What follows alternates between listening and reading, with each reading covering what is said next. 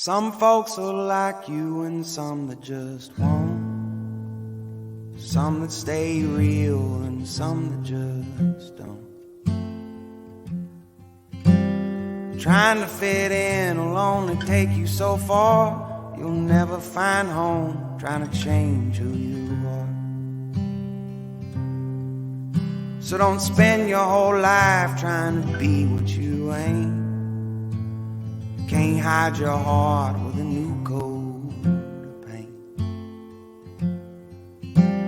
You think they'll accept you, I promise they can't. Just be who you are, forget what they think.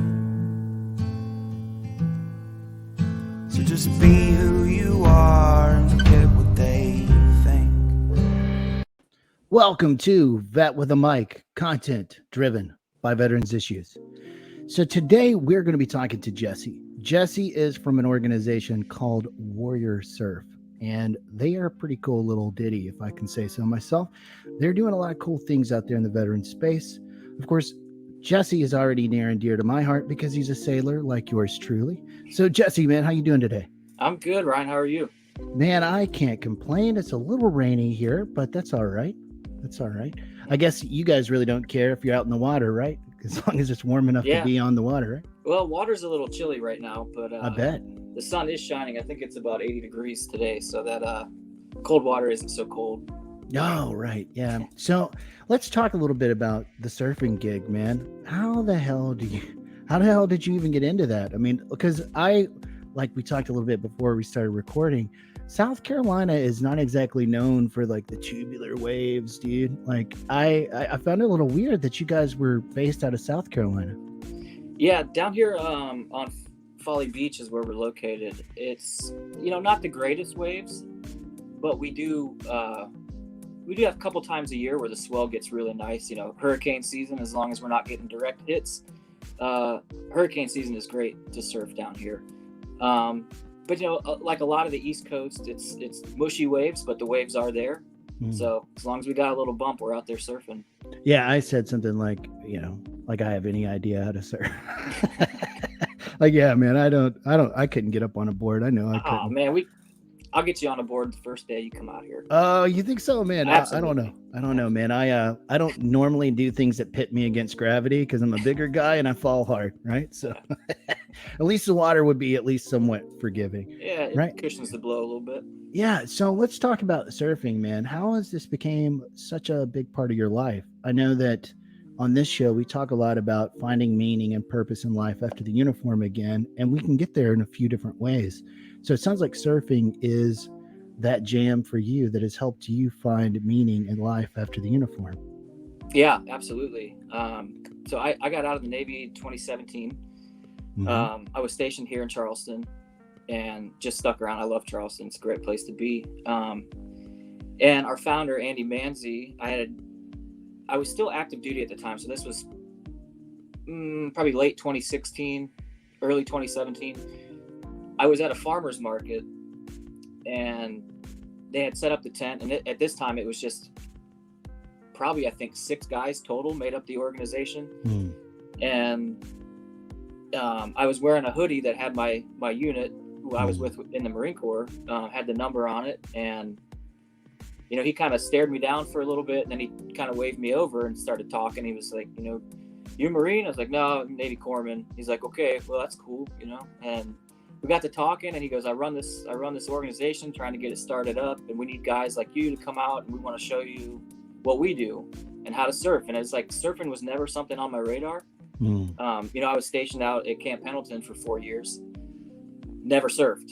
And, that's where the waves are. West Coast got good waves. But yeah, I mean, he kind of hooked me in and showed me how to surf, and the benefits of it, physically, mentally, astronomical. It's been amazing, but also bringing other veterans in and showing them how to do what I do and showing them the benefits of surfing, and then creating that community again. There's a lot of times, we just had our day one for the first camp of this year was on this past Saturday.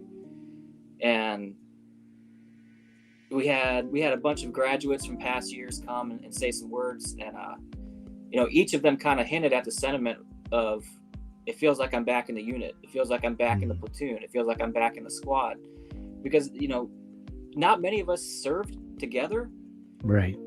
But it's that common background, that common mindset we all had, and then we come back together and you get all the personalities, Yeah, you get the gamers, the jocks, the know-it-alls, the analyticals, the super athletes, and we all come together for a common thing, and it's been pretty cool, man. Can't lie. Yeah, that's one thing that comes up quite frequently here is, in the uniform, there's a cohesive social unit in which you're a part of, in which there's a mission first orientation, where, you feel as if you're a vital member of a contributing force, right? And then you leave the uniform, and all of that social support that you built up while you were in the uniform is just severed from you. Mm-hmm. Like, you're just back in your home of record oftentimes, and you've lost that status. You've lost that feeling of being a vital member of a force. And with that feels this loss of community, and there's an alienation and an ostracization that happens, because that is the moment when you realize how different you were from before the uniform. I remember I never understood how different I was in that transition process of like going into the uniform and then being remade and remodeled within the uniform military culture, until I got out and I realized I have nothing in common with anybody anymore. Like, nothing at all. Like, even people that I had known my entire life, they felt like strangers to me. And so I think that really makes things really complicated when we're trying to find who we are outside of the uniform, because we don't know who we are outside of that culture now. And we have to form a new culture. We have to embrace a new identity.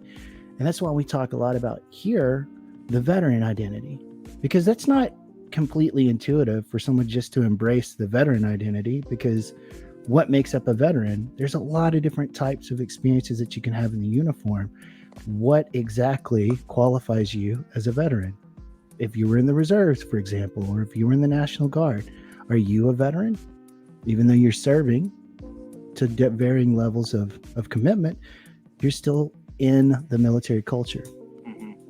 So I'm not surprised at all that when people come together to do an activity together like that, that they feel that sense of camaraderie again. They feel that sense of community and being connected to people again. Because that's one of the things in the clinical literature that comes up quite frequently, is that people just feel estranged from people, just generally. And hooking in with other people from the military culture, the veteran identity, absolutely must fit just like a glove. Yeah, it's like what you said. The word that comes to mind, and it may be a little harsh, but institutionalized. No, it's true. Yeah. It's kind of, because I remember, we all counted down the days till we EAS'd, Yeah. Like, oh, I've only got this many, I can go on terminal, I can do this. And then when you hit that day, I just remember feeling like, oh no, it's here. Oh, damn it. Yeah. The safety net is gone. Yeah. Chief's not looking for me anymore. Mm-hmm. And I think, finding, because everyone that gets out has to go through that. Sure. And it affects people in some different ways. Mm-hmm. I didn't think, by the time I got out, I didn't think I was going to miss it as much as I did. But yeah, it is that purpose, that purpose that putting the uniform on every day. And even if you hated your job, which I did, that was, yeah. Yeah. But yeah, you talked about identity a little bit. And I think what we've done a really good job of is helping people find, it's not finding a new identity, but like getting rid of that old mindset of, I was this, or I am this, because, speaking personally, being a corpsman was I loved it. I absolutely loved it. I loved especially with the Marine Corps, I loved it. Yeah. And, you know, for a long time, I've been, May 1st will be 5 years I've been out. And it probably took me almost 3 years to stop thinking of myself. You know, I am this. I am a Navy corpsman. I'll always be that. That'll always be there, but I can be more. I'm Jesse. Yeah. I surf. I'm from South Carolina. I live in South Carolina now. You Yeah. know, there's just much more. And I think when we bring people in, some people are in that mindset still of, you know, I'm an Army Ranger, I'm a Marine, I'm an airman. You know, yeah, you are that, but you're more than that. Yeah. You can be more than that. So once, you know, we get those people together and we kind of show you can let your guard down a little bit. You know. Yeah, we call that the grieving period here, because there's just maybe it's 2 years, maybe it's 20 years. I don't know. Maybe everybody's a little different, but when you first get out and you realize Chief's not calling, like there's no muster times. You're on your own. You've been let go. There is this kind of contempt that comes in at first, because you're like, oh yeah, screw the military, man. I'm so happy I'm done with that. And then there's this switch over to, you start remaking your history, right? All of a sudden you're looking at it through rose colored glasses. All of a sudden now you were much more happy in the uniform than you were, even though I know me personally, and I've said this joke probably at least 12 times at this point on this show, there was a me-sized hole in the wall with how quickly I was ready to get out. There was just a Looney Tunes just cut out, right? But that was one of the things, to your point, that I did find surprising, is that all of a sudden it's like, oh no, I don't have the same status that I did just a few months ago. What do I do now?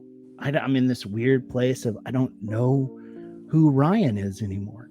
Right. Because I have, to your point as well, we are so future tense fixated. Mm-hmm. We're worried about the next duty station, the next leave period, until we're getting out. And that was one thing that I make this joke frequently, is that's how the military and prison is a lot alike. You know, whenever you do 20 years, you're a lifer, right? Just like a life sentence in the penal system is 20 years. And everybody talks about the same thing: what they're going to do next, what they're going to do on leave, what they're going to do when they're picking orders. And we just live in that future tense because that's the way of coping. You have to do that to just get through the daily grind of how alien and arduous the military culture often is. But when you run out of that space and you hit that EAOS, life smacks you right in the face. Mm-hmm. There's no putting it off anymore. It's like, okay, now what? Yeah. And it hits people like a ton of bricks. I know I felt like it hit me like a ton of bricks, and I wanted to get out. Mm-hmm. So, yeah. Yeah, I mean, like by the time I got out, I did 8 years, and by the time I got out, I was ready to be out. I thought I was ready to be out, but it was I don't know how to explain it. Is it a feeling of loss or I don't know exactly what it is, but it's something where you felt like you had all these people and things behind you, and then all of a sudden you turn around and it's gone. You're there alone. Yeah. And I think that's one of the things also, the way the system interacts with you in that moment too. As soon as you drop that chit to get out, you feel the uniform pivot away from you. Yep. All of a sudden you're like, well, yeah, you're over there. You're getting out. We're not going to waste any more time. Mm-hmm. You're not a valuable member anymore, even though you've got 6 months left. Sorry. We're thinking past you. We need to replace you. And that feels even more alienating. Mm-hmm. We talked to Adrian, who was one of your kindred spirits there from the Marine Corps. He was a Force Recon Marine. And this guy had given so much of his body to the uniform. And then he had an injury that just the slightest bit of physical contact could have made him paralyzed. So he said, I just can't go anymore. And the Marine Corps went, well, then you're taking up space. Yeah. We need this billet for another E7.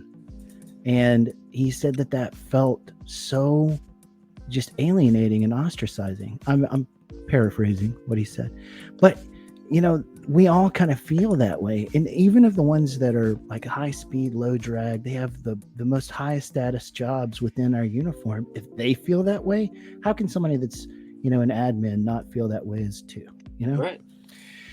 Yeah, it's interesting. We talk a lot about social support around here and stressors, but let's talk about how surfing specifically affects Jesse. Like, what does it do to you? Well, how has this helped you, navigate this space of life after the uniform? Yeah. So, I mean, the biggest, as I've already said, the community aspect of it. Like I now have X amount. I don't even know what we're up to now. We got 500-600 people that have gone through the last 6 years. Wow. But it's a community. I have people to rely on now. Yeah. I got people to hold me accountable. I have people to hold accountable. Surfing, the actual act of surfing, though, you get into mindfulness with it. Right. Because, and it was probably the first time in my life I had ever actually felt what that is. Because it's kind of, mindfulness is kind of a buzzword, right? Yeah. It's kind of a cool thing to say now, be mindful, mindfulness, be mindful, as if it's an easy thing to do. Yeah, it's not. It is absolutely not. And, one of the first things, it was probably one of the first or second times I was ever out on the water. Andy, I think Andy was teaching me, and our founder, and he said something like, you can be out here and you can be worried about everything that's going on in your life, at work, at school, with your wife or girlfriend, whatever. And he's like, you're never going to catch a wave doing that. And he's like, because you got to pay attention to what you're doing here and now. You got to feel what the water is giving you. You got to feel where you're at on the board. You have to, you have to learn how to read a wave, and you're not going to be able to do that if you're worried about your boss saying something to you later on, or whatever it is. And, and he's like, well, once you're in it, you got to stay in it. Yeah. Because the second you're out of it, your ass ends up over your head. Sure. In every sense of the word, you're gonna get rolled over.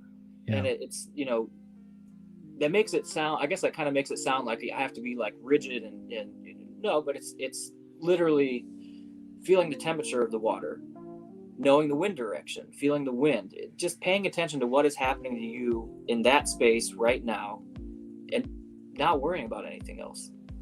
So a few episodes back, we talked to Calvin and Tom, who are powerlifters, right? Mm-hmm. And so they echoed a very similar sentiment, right? Is that you have to be fully present in the moment. You have to have respect for what you're doing, and everything else needs to fade into the background, because there's physical risk with powerlifting. If you're not fully aware and paying attention to every part of your body as you're doing a movement, you can get hurt. I mean, especially when those guys are putting 500-600 pounds on their back, right. Like you better have respect for it. And it was something that we talked about, is mindfulness is a buzzword, but that's essentially what it is. But we don't apply it. We don't apply that word within certain settings, because we want to make it into a new agey kind of concept. But if you're really just breaking it down to its base elements, it's just being present and taking in the information from the environment in real time and letting everything else kind of just fade away into the background. Now, this is really particularly interesting in the field of psychology, because within our literature, we call that flow. When you're actively engaged in something that is, let's just say, cognitively demanding, but not too much, right? There's a certain frustration level. You just have to be engrossed in what you're doing. The people who engage in the most flow activities report the greatest amount of well-being. They're the happiest people, because they're doing things that has this intrinsic joy and love for what they're doing. And that's what they're choosing to dedicate their present to. And time just kind of dissipates behind them, just disappears. If they've been doing it for a minute, they've been doing it for an hour. And those are the type of things that people who have the most joy in life they report doing a lot of activities that encompass flow. Mhm. So it sounds like that's what we're circling around with surfing, is that you're engaged in flow, and that brings you a certain intrinsic joy Mhm. or an intrinsic peace that you don't get when you're out there concerned with everything else that's happening in life. Right. Yeah, flow. I think flow is what I was trying to get to. Like, I couldn't think of the word, but yeah, flow. That's all right, man. Like I It- said, it- you're not doing this alone, right? Yeah. Yeah. Yeah, it's so like I said, we just had our day one on Saturday for the first camp, and it's always I love day one because we get this group of people, all different backgrounds, all different branches, both men and women. Sometimes kids will get involved too, and everybody has the same attitude, which is, oh, I'm not athletic. I don't know how I can't do. I don't think I could stand up on a surfboard. And You mean what I just expressed a yes, second exactly. ago? The Yeah. sentiment you put us in there in the beginning, and you're teaching them the pop-up, for instance. The pop-up we use is a 3-step technique, and when you're first learning it, it's very mechanical. But as you start, even I'm telling you, on the first day, within a half an hour, 40 minutes of being in the water, that mechanical pop-up turns into an action. It turns into one fluid movement. Yeah. That's one, and that's what when I'm surfing, I don't even know I don't even think about what I'm doing. I see the wave coming, I paddle, and all of a sudden I'm up on it, and then I'm doing whatever I got to do on the wave. And it's, I don't think about, well, I was in step 1 when I did this, I was in step 2 when I did that. It becomes a flow. It becomes, if there is no thinking involved, it's an action. And that's truly when you're in that, in that flow state. Yeah. And you can see it happen in real time when you're coaching people into waves or pushing people into waves. It's like one of the coolest things ever. Yeah. And that's, well, in behaviorism, that's exactly what they do to get somebody to a target behavior. You make these little bitty steps into the target behavior, right? So that whenever you go to perform it, the network, I guess you'd say, has kind of already been laid down. They're just doing it almost at second nature. They're just popping up because they've already been successful at step 1, then into step 2, and then into step 3. Before you know it, step 1, 2, and 3 are happening at the same time. Right. And they're not, because it's been broken down into pieces, they're not really seeing them as threatening to do all at once, right? Because they feel as if they've mastered it. They've got that part. And which every little step that you make, of course, from a teacher's perspective, you encourage them, right? You give them positive reinforcement. You praise them right there in the moment. And that is kind of the driving force that continues to learn the process of any skill, is you have to have that positive reinforcement as well when you're teaching somebody something. Just something I thought was relevant to the learning how to surf, even though I have no idea how to surf. I'm telling you, man, we'll get you out here. We'll get you on a board. Yeah, no, I mean, it's all right. Yeah, I mean, I might take you up on that. So let's talk a little bit, man. So, everybody's got their story, right? What is it, besides just getting jerked out of a crowd by somebody just because you happen to be wearing something that signaled the military culture? Yeah.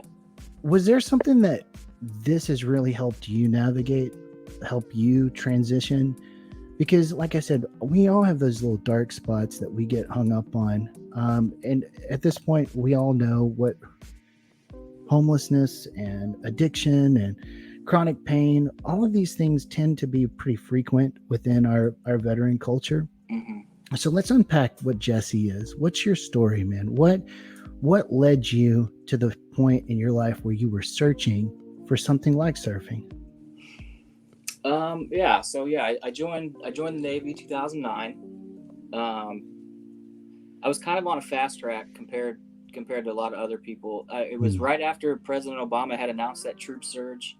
I was sitting in Corps school up at Great Lakes, and I knew right then, I was like, okay, I've got a few months. I'll be in Afghanistan before I hit a year in the Navy. Because that was my goal. Honestly, that's what I joined to do. That's why I became a corpsman. That's what I wanted to go with the Marine Corps. Wanted to do that.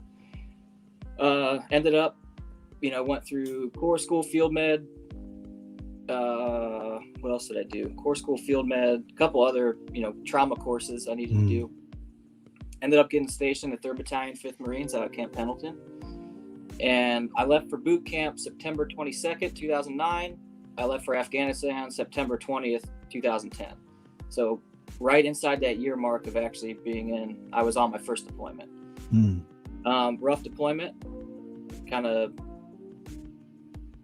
set the standard, I guess, for me. On baptized by fire. Yeah. Yes. Yeah, exactly. Did another deployment after that.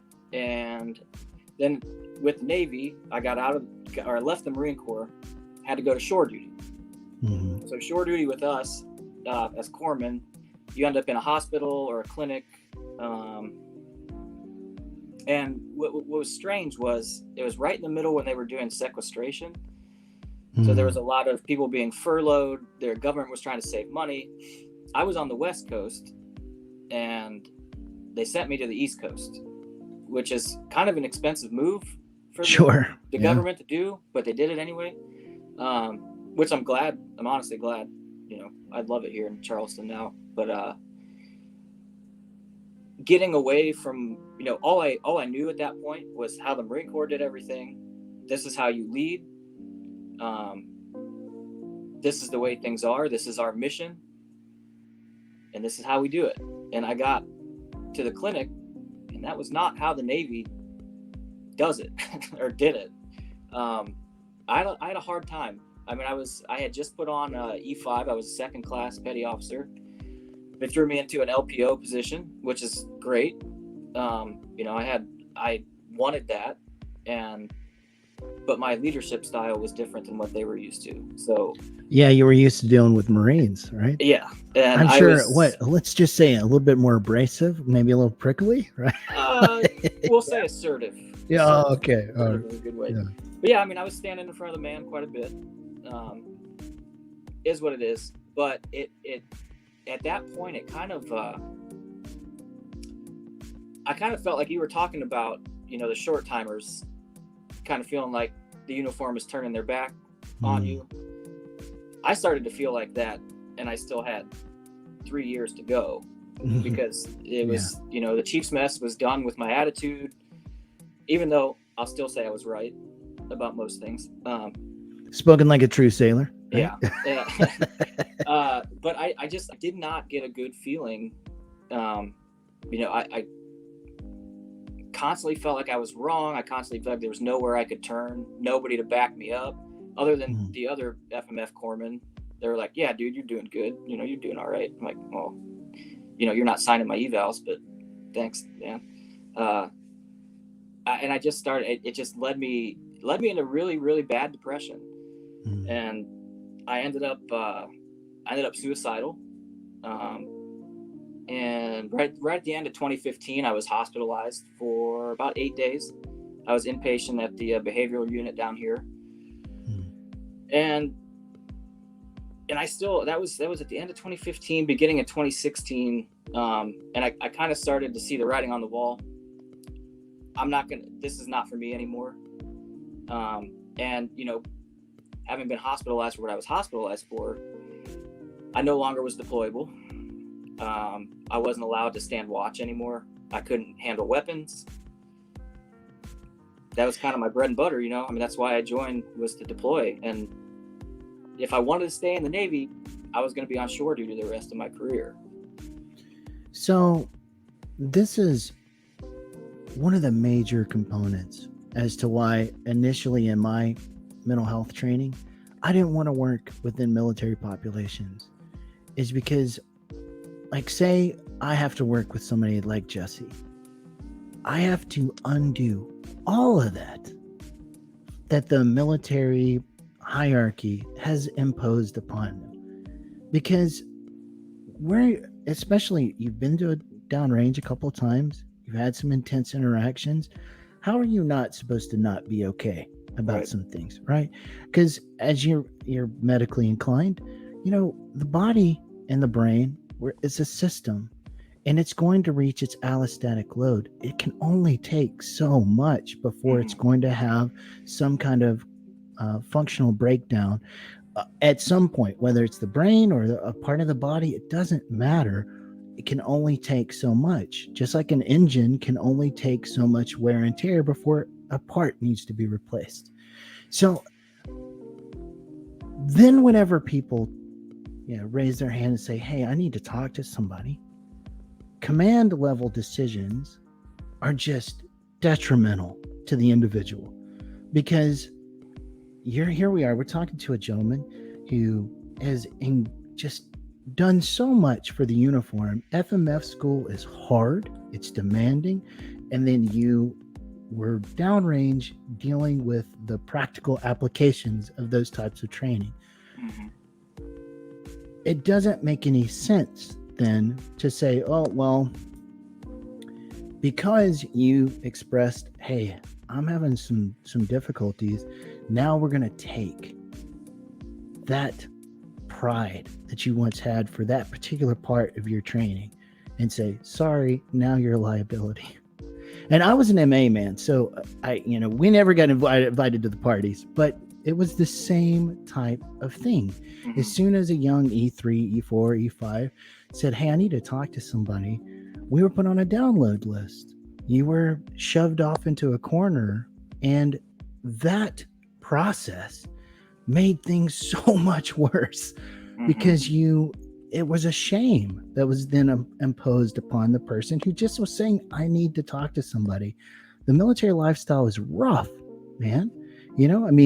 Especially like you get some young E3, it's their first Christmas away from home and they're feeling blue. And so your solution is to what? Put them on a download list and have them sort and mail, so they're alienated and isolated from everybody that they work with? That doesn't make any sense, right? So these cultural issues are what we take into life after the uniform too. So we feel especially like, hey, I did the right thing and I asked for help. I sought help and I was penalized for it. I was punished. I'm sure that's the way it felt to you. So, yeah. I mean, and how could it not, right? Yeah. So I applaud the courage and the conviction that it takes to say, hey, you know what? I'm not okay, man. I'm not okay and I need help. And if I hope that command leadership now moving into the future takes that into further consideration, right? And they understand that this is a part of attrition, that you cannot afford to lose resources that they've put into you. Just get them functional again, give them help, and get them back onto to being battle ready. That's what you're supposed to do in leadership, right? Not just go, sorry, you're a liability. We're gonna remove you from the fold, so to speak. Yeah. So tell me then, surfing, what was it about surfing that helped heal those wounds? Well, I mean, like I said, it was a lot of the surfing, physically and mentally surfing, put me into a different mindset. And the way I like to explain it is, the way you do anything is the way you do everything. So like one of our goals is to get you into that mindset of mindfulness, get you into that flow out on the water. And I mean, at the end of the day, when you're surfing, you're just playing in the water. You know what I mean? Yeah. I mean, you can have fun. You're allowed to have fun doing it. Right. Yeah. And so it takes a little bit of that. I mean, you had a rough day at work. You got in a fight with your significant other. Your kids are pissing you off. Something. You come to the water with that. You can like kind of shed all that. Get in the water. Remember, you're just playing in the water. Get yourself in that mindfulness and flow state of mind. And then try to take just even this much of it out of the water with you. And yeah, that was going to be my question, right? So I play guitar poorly and I go to the gym, and whenever I am particularly stressed, whenever I do those two activities, after doing them, I feel less stressed. I feel as if my burden has been lightened. Is that what surfing is like for you? Is that? Yeah, definitely. This is, what is it, the last 2 weeks the surf's actually been pretty decent down here. It's kind of hit or miss this time of year. Could be flat for a month and you're just out there, working on your arms and back, paddling around, or you can actually have some good bumps. And we've been pretty fortunate the last 2 weeks, and a couple of us were out 6-7 days in a row, and it's like it sets the tone for the rest of the day. If you get out at sunrise and you're doing a dawn patrol, it's cold, don't get me wrong, but you get out of the water, you get off, take your wetsuit off, put your board up, and it's like, okay, what else can I do today? What else can I tackle today? If you got to go to work, you go to work. And I imagine, I haven't had to go to work in a while, but can imagine, like, your brain's turned on, you're ready to focus, you're ready to, even in your work, you're mindful, right? But yeah, that's really if you can take 10% of that mindfulness you put into and surfing out to your everyday life, you got nowhere to go but up. Right. I don't know. There's no downside to it. Spicoli was just like conjured into my head whenever you're talking a second ago. Yeah. So let's talk a little bit about the surf and yoga program, specifically with the Warrior Surf. So I guess is this supposed to be like a more land-based stuff that you learn how to do, and that that increases your likelihood of being successful at surfing? Is that how it kind of comes about? Because it largely, yoga kind of teaches you mindfulness while you're stretching. Yeah. Yoga itself is all it is an exercise in mindfulness. It's a good friend of mine, Sarah, who's actually my first yoga teacher, describes it as a moving meditation. We always think of meditation as sitting still, eyes closed. Yoga is just putting movement to that. You're still there in your own head, but you're mindful of, where are my feet? Where are my hands? What are, can I stand on one leg for this one? Is this too hard for me to do? And, we introduced yoga, I think 2018 is when I started doing yoga, which is the first year we did, added yoga to our program. And yes, mindfulness for sure, but the physical benefits, are great. It's increasing flexibility, increasing balance, proprioception, body awareness, knowing what your limbs are doing when you got to be having your arms out, you're trying to balance, knowing where your limbs are in space. And, yoga's got a whole spiritual side to it too. And sometimes that's what people are looking for as well. Yeah. And we like to, get the physical practice down. And, if people are looking to dive more into the spiritual side, we get them into that too. Yeah. Every part of our program now, we have the wellness modules, yoga and surfing. There's running themes through all of them. Sure. That help build, yoga helps build your surfing helps build your mindfulness helps in your wellness practice, all kind of stuff. Yeah, because it's kind of like a force multiplier. There's a synergistic effect that can happen where, and I'm a philosophy nerd. Man, I love philosophy of just a lot of different traditions, but, I really like the Buddhist tradition as well, because something about it just connects with the veteran in me, because the first great truth with Buddhism is life is suffering. As soon as you accept that, life is suffering, everything else about your expectations about reality can now be let go. Because I think a lot of things that, of course, in the next great truth is do nothing that adds to your suffering or the suffering of others. And how we do that is through clinging, right? Or grasping onto things that are unrealistic with the conditions of nature, right? Is bad things are going to happen to you. You can't be happy all the time. You can't be, all of these things are transient in nature. So just take them and then let them go. And there's something really powerful in that revelation is you don't have to feel a certain way about anything. Anger is natural. Sadness is natural. Happiness is natural, but they're all temporary. And as soon as you just surrender to that effect, that understanding that nothing that you do will change the fact that those things are transient. They are not permanent in nature. Because so much in our life, going back to that fixated future tense, is married to this pursuit of happiness, which for me is just an illogical conclusion. Happiness cannot be a goal because it's temporary, it's transient in nature. It's like holding on to a handful of sand, man. The tighter you grip it, the faster it squeezes between your fingers.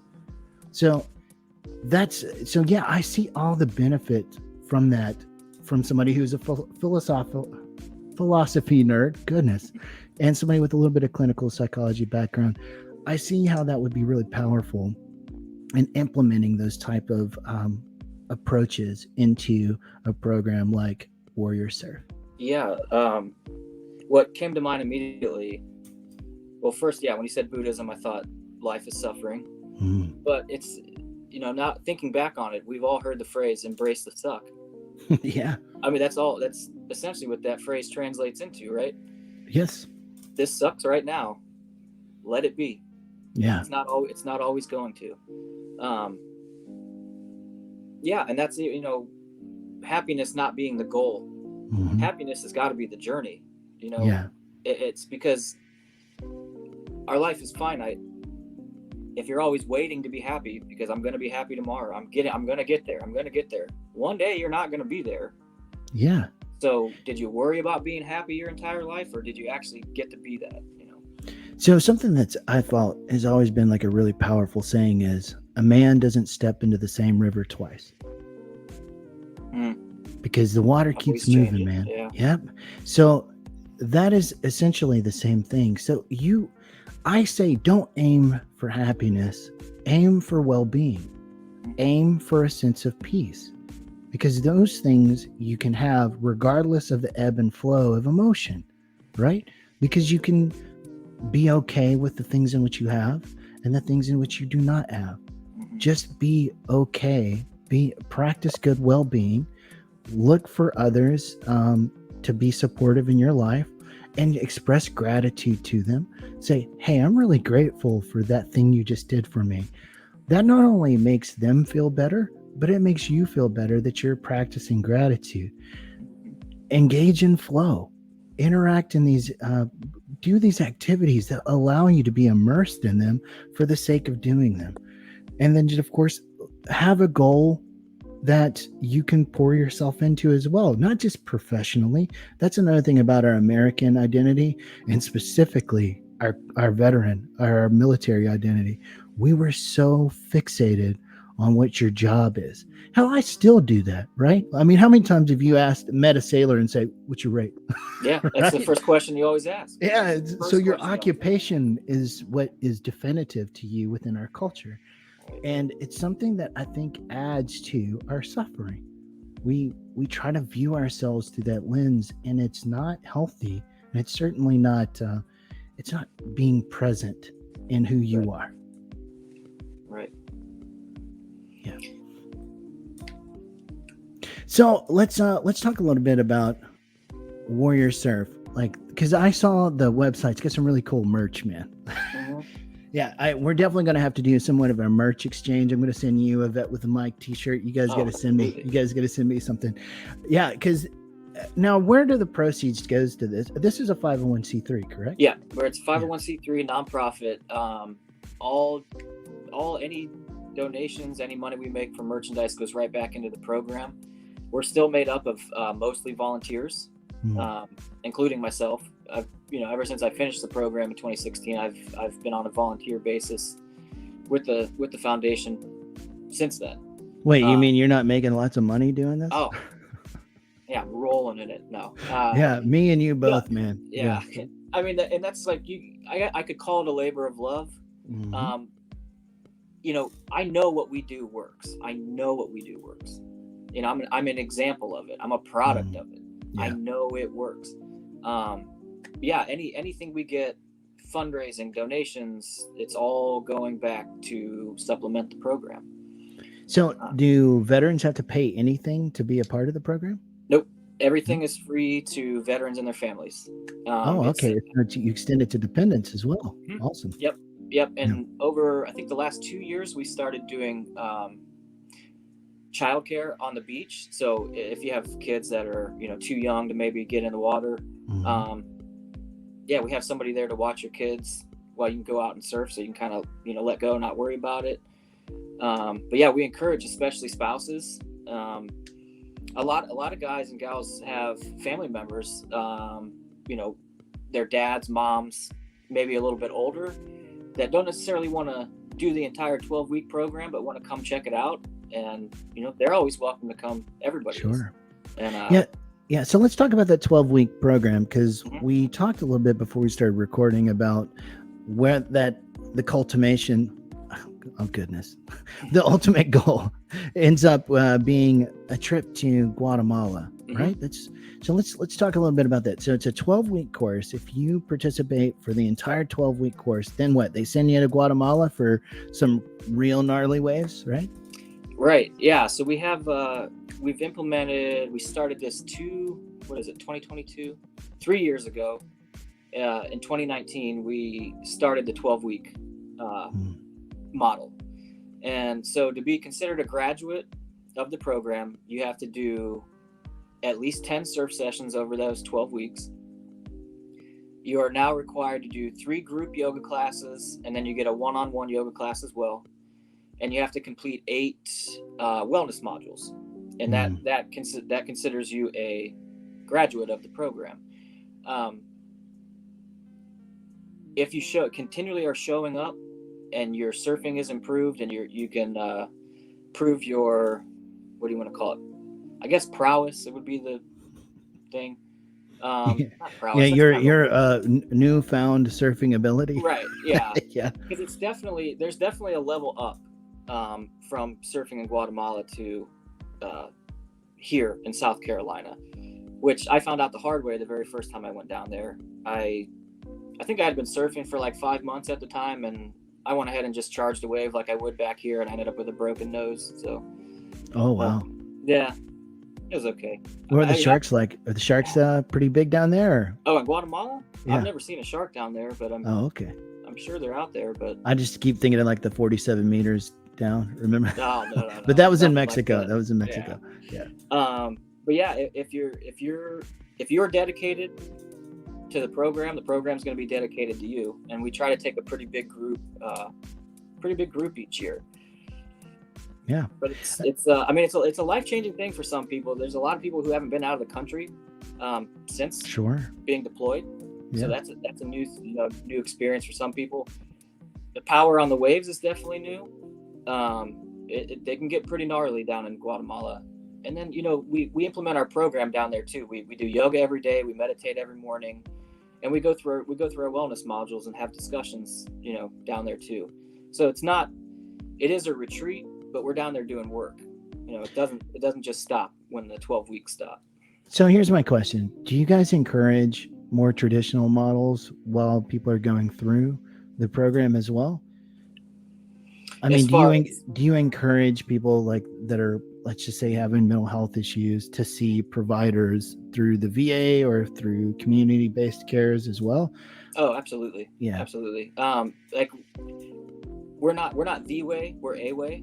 Sure. And we always want to be a supplement to anything you're already doing. And that is, I can't encourage that enough, because as good as I feel right at this moment, I don't always feel this good. You know what I mean? So yeah, I still see counseling regularly, and I highly encourage, if you're in our program, don't think this is it. Yeah. It might be, it'd be awesome if it is, but we're here for a supplement, because that's a lot of the things we talk about on here. I don't want them to come across as easy or simplistic alternatives. These are things that need to go into your treatment plan, like that you should be still seeing your counselor at the VA or wherever you choose to go. And then you can also just implement this surf therapy as a part of it as well. So I think that the danger can come is when people think that, because I'm doing this, I don't have to do the other stuff. And just like we talked about with Corbett, who is a veteran of the Marine Corps and who has his PhD in health and human performance, I believe is technically, or maybe it's just human performance. He found that when you do moderate intensity exercise 3 times a week, that ended up being a force multiplier to treatment, right? So if you were doing exercise 3 times a week that was moderate intensity, your gains towards medication and to talk therapy was increased. But he never would have said, oh yeah, you should just go work out instead of going to counseling. It was just something that it helped lubricate the process, if you will. It helped just speed the thing up. And that sounds like largely what Jesse is describing here, is that surf therapy is something that is a really powerful community that you can connect into, teaches you some really great life skills like mindfulness training and how to be present and engaging in flow. But it is not meant to be the only approach that you utilize to maintain your mental health. So if you're hearing that, please rectify that right now. That is not the only, it's not something that you should only do. Mental health issues. Yeah. It's not a substitute. Yeah. It's not a substitute. It's a supplement. It is, and surf therapy itself is a fairly new concept. Correct. Yeah. And there's all kinds, anything recreational outdoor therapy is another newer, I guess that's probably been around, that term's been around a little longer. But yeah, they're not substitutes. If there's something that's working for you, if there's a counselor, a doctor, or medicine that is working for you, please continue to do that. Yeah. Don't. And I know because it happens to me. Yeah. I start feeling good and I'm, I don't need that stuff anymore. It's happened, a couple times over the last few years where I've had to hit that low point again and go back into the doctor's office and okay, I'm not as smart as I thought I was. I need to not quit doing this. Yeah, no, I just wanted to unpack that for everybody listening too, because it's one of those things that we want things to be linear in nature, but they're not, man. It's not as easy as just going from point A to point B. Anything that you do requires a model of complex interactions, because mental health is something that is a part of your overall health. Just like you can't stop taking your insulin if you have diabetes because you're feeling better because you felt okay that day. Yeah, it's just one of those things that it should be something that is maintenance. It's not something that you can just, oh well, I'm cured and be done with it. There's going to be times in which you're going to feel that peak, and there's going to be times in which you're going to feel that valley, but it's that maintenance, that everyday maintenance, that's really important. And surf therapy sounds like that is a part of the maintenance process as well. But Absolutely. you don't want to let go of all the other maintenance that you have to do to maintain your mental health. Yeah. So we're coming up here on the 53rd minute here, man. Is there anything that you felt like we didn't cover today? No, I think we pretty much hit it all. I like what you just said about progress, or we want things to be linear, right? And one of the best, I went through yoga teacher training back in 2020 as a result of the yoga practice becoming part of our program. And one of the best things I heard during my training was progression is not linear. And that's kind of what we've hit on over the last probably 10 minutes or so, really, is you're gonna stumble, you're gonna falter here and there, but that's okay. And that's kind of, surfing itself as an allegory for life. Some days I go out and I'm untouchable. I can surf on any wave. I'm whipping around. I'm doing whatever I want. And the next day I go out and I can't catch a wave to save my life. And it's just the conditions. Maybe I'm tired. Maybe I didn't eat enough. But yeah, progression in anything is not linear. You're going to have high points and low points. It's just keep moving forward, Well, you know how philosophical memes are on the internet, right? Yeah. But I saw a meme once that said, doing your best looks different every day. So that's kind of what we're talking about, is Absolutely. Your best doesn't have to be compared to your most recent best, right? It's just, you're doing whatever you do in that isolation of each day, because every factor that is interacting within your equation, that is you, is different from day to day. Whether or not you slept well enough or you had enough food to eat that day, what other stuff that you got going on in your life. But I guess it's just saying that to cut yourself a little slack too, though, right? Is that it's okay to not be as good on one day as you were as the yesterday. Yeah, absolutely. So tell everybody where they can find you.